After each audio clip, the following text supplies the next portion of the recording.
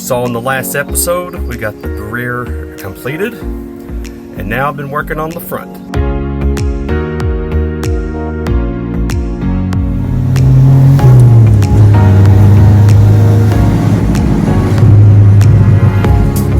First, I'm going to be replacing my brakes as well. So first we're going to remove the caliper pin bolts, which there's one here on the back side, and then there's one down here.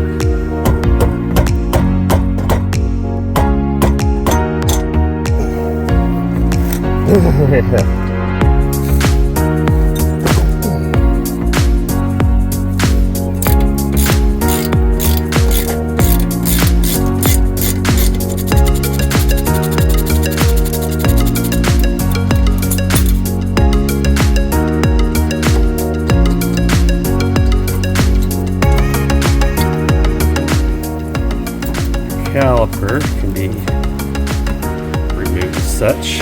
Just kind of set it up here to where it won't fall. And this bolt that's right here, I believe it's a 12. We're going to take that out.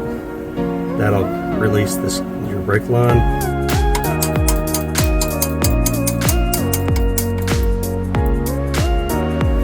See how that frees it up? And then very carefully, without getting your cable in a blind, we're just going to set this caliper back here to the side.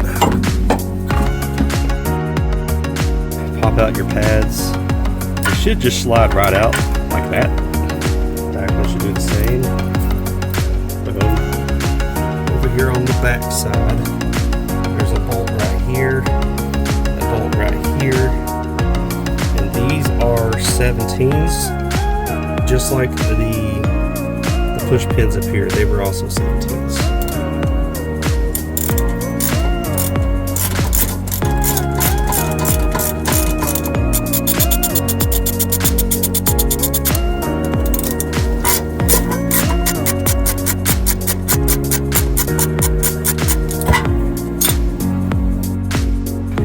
You're supposed to have 2 screws, but for some reason mine only has 1.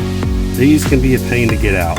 So first I'm going to try my screwdriver, and if that doesn't work, then I'll go get my drill.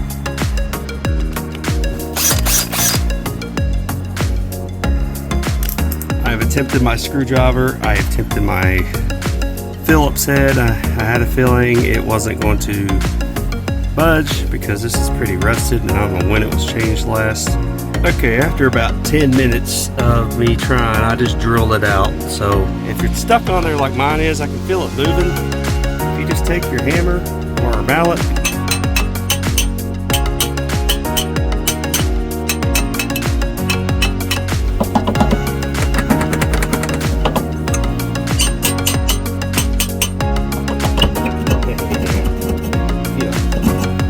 I need to get this line out of the way. There's a bolt here, there's 2 here, 1 here, and a nut up there, and they're all 10 millimeter.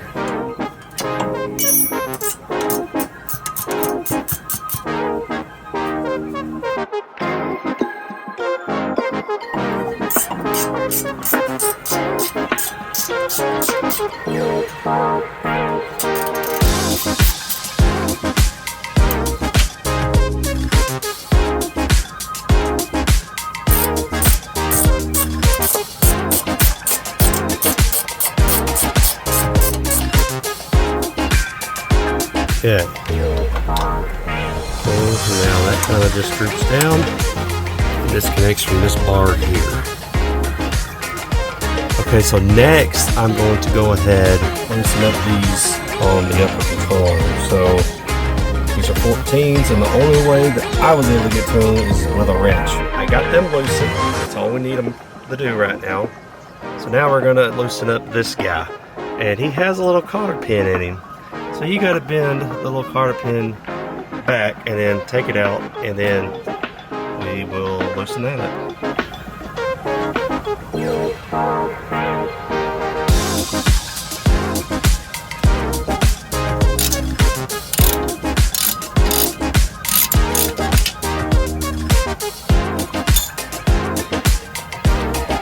So next I'm going to loosen up, if you follow your shock, down to your lower bracket here.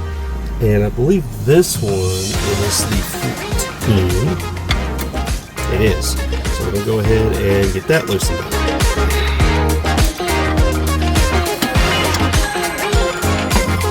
All right, next, if you follow the bracket from your strut down to the bottom here, you have a bolt here. But if you come to the other side, it actually has a nut on this side. So both of these are 17s. So I would put a 17 wrench on this side and then use a 17 socket to start getting that loosened up.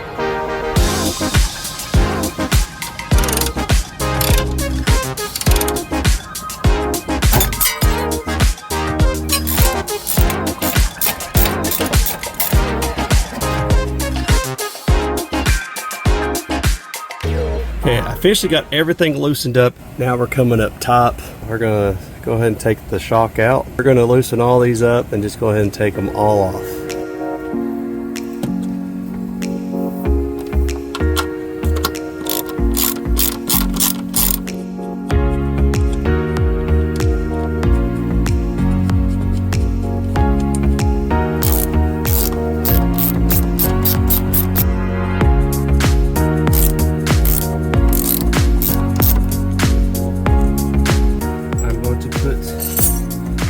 Jack up here. Now we're gonna go ahead and take off this bolt here. Sometimes you can just do this.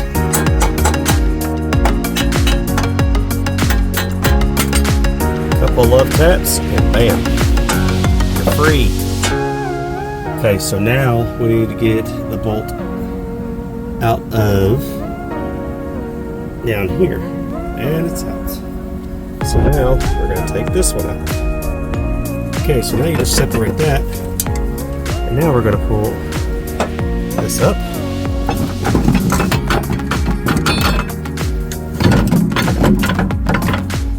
Since I'm replacing the upper control arm, I'm going to go ahead and get this swapped out.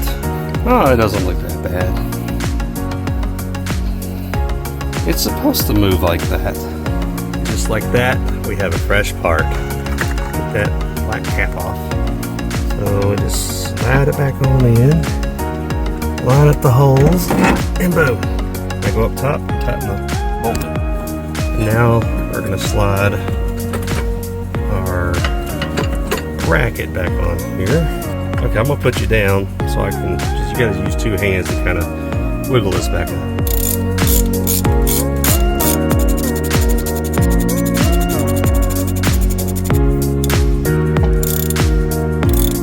Now we need to jack it up to make this line up with that so we can get that bolt back in.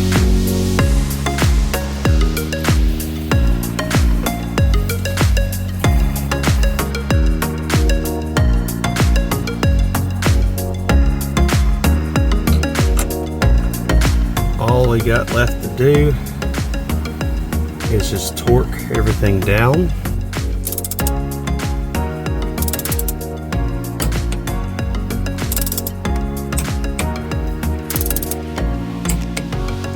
This one is 33 foot-pounds, or 47 foot-pounds. Down at the bottom is also 47. Everything is tightened, everything is torqued. Now we just need to put back our brake lines.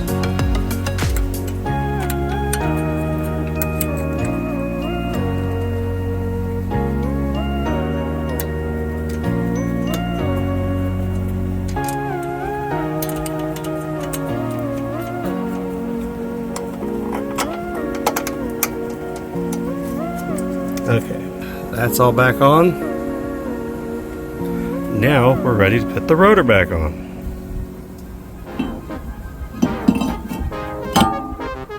Okay, so now we're going to get your bracket and we're going to put it back on. So it just slides in like so. Right here is where the bolt goes.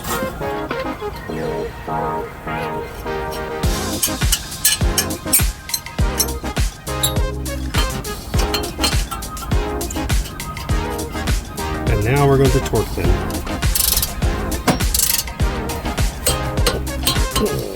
I'll go ahead and pop these little clips off.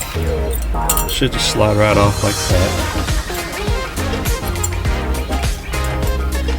Pop the new one right on in there. Toss the old. Pop in.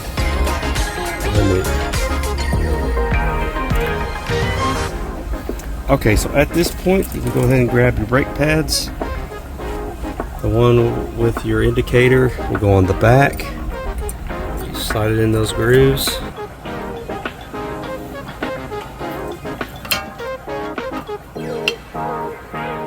We've got to compress our cylinder back in. I just slide it in like that and screw that in like that. Just like that. Caliper is ready to slide back on. Now you gotta watch your little black rubberies there. I usually just push them in a little to make sure they don't come flying off on you when you're putting this on. I ran out of daylight last night. The wheel gap is about perfect, but I'm going to measure it where it is right now, so that way I'm going to readjust the back and get it to match. So let's get the measuring tape and see where we're at. Just a little bit past 1.25 inches.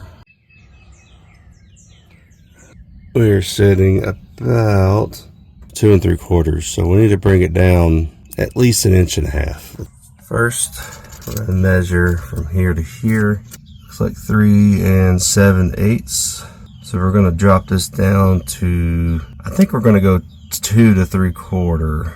I'm debating because I don't want to go too far down and it end up sitting lower. So if it's at 3 7/8, going on at least 2 7/8 is where we need to go.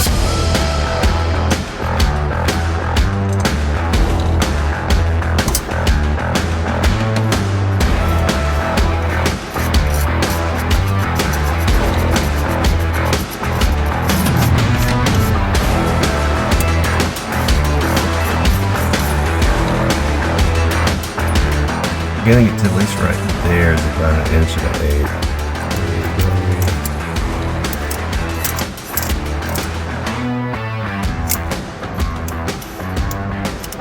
Okay, there's 1.25 inches.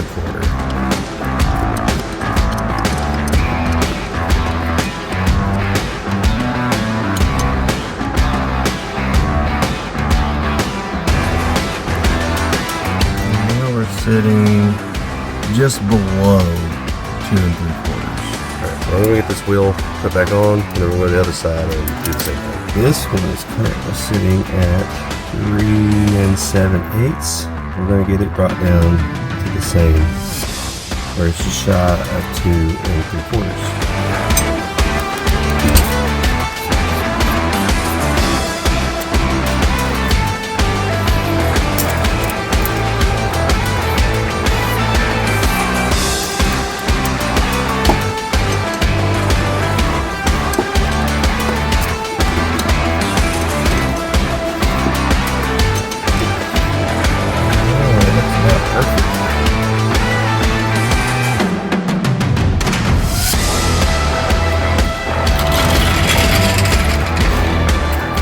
Compared to the front, obviously the front's still a little lower.